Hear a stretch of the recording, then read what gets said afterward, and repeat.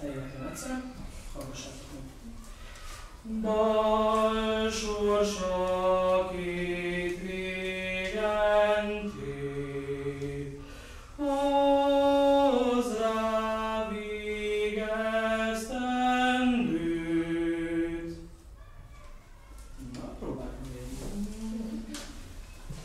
Kérdeznek rajta. Rajta.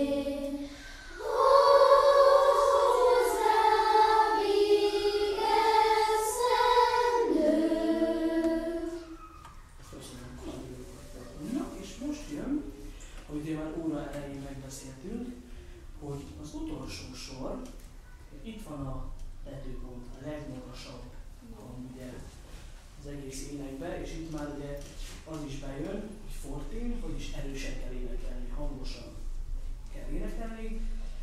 Bemutatom nektek, itt annyi könnyítés van, hogy ahogy ugye a legtetejéről indítunk, onnan csak szépen, lassan, nyugodtan lefele sétálunk.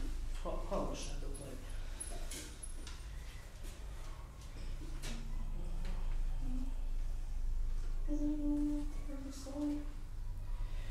Megbűnhődtem már elé a múltat jövendőt. Ennyi lesz a dolgok, ez egy rövid sor. Na, énekeljétek meg. Ez lesz a kezdőhangunk. Próbáljátok meg. Rajta.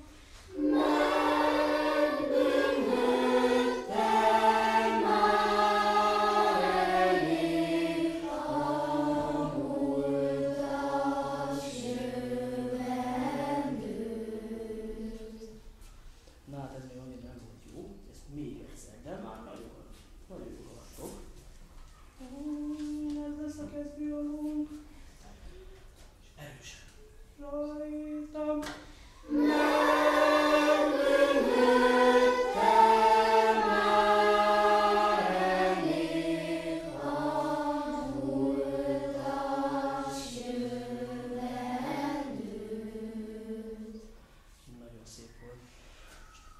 Énekeljük el, hogy a harmadik, negyediket, először közösen velem, utána pedig majd akkor ti egyedül, jó? Ez lesz a kezdőhangunk, a balsós. Vigyétek a kezemet. Rajta. Balsósa két régen tér, hozzá végeztendőt.